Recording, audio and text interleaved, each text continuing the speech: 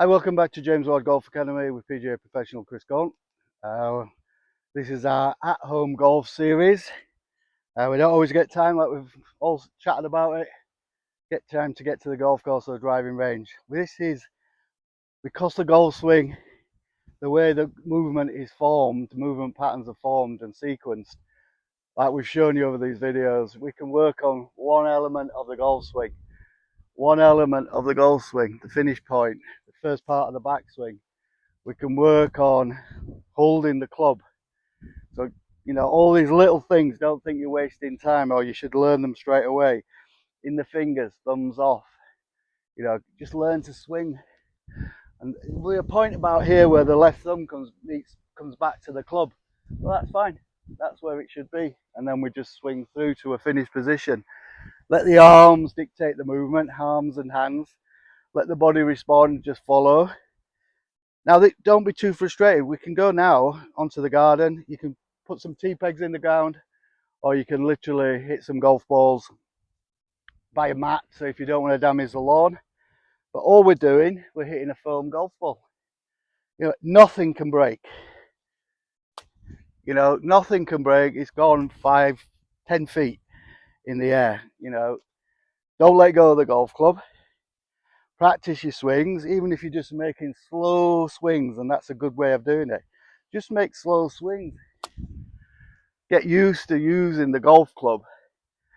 Get used to contacting something. Like I said before, it doesn't have to be a golf ball. If you hit that piece of grass, you've literally hit the ball. So all we're doing is swinging through in a golf swing. We're not hitting at. So like when we throw something, if we're throwing something, we've got a release point. The release point isn't here. The release point's up there, forward. So that's, in a golf swing, it's the same process. That's why we get that nice noise. The noise is here. That's the release point of a golf swing. Out here somewhere. Like we would throw it. Release point's out here. Then everything folds up. Wrists hinge, elbows fold. So your release point's out there. But everything, wrists and elbows, once you've released, like in a throw, once you've released, wrists hinge, elbows fold. So that gives you clear pattern to how we've got to work this golf swing. Grip it right, stand to the ball correctly. Good posture. Underarms just over the knee and in the middle of the feet, the balls of the feet. Good posture, let the arms hang freely.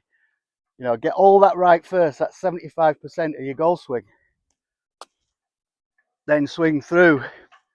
These balls are going literally 5 feet, but I'm making contact every time. So if that was a proper golf ball, that could be going 50, 60, 70 yards with the wedge I've got. So we're just hitting, getting used to hand-eye coordination. Yeah, I've only hit 10 balls. Worked on my grip, worked on my setup. Yeah, that one's coming back with the wind. So keep the practice to a limit.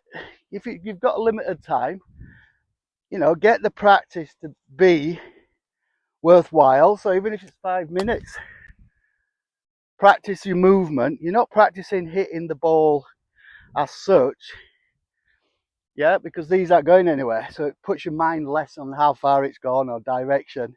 We're practicing the movement we've been practicing with either one swing.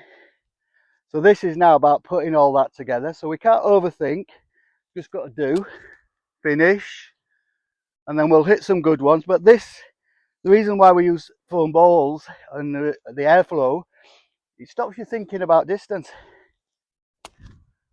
And it starts you wanting to make a golf swing rather than hit the ball. That will come. If you make a good swing, you'll hit a good shot. Okay, give that a try.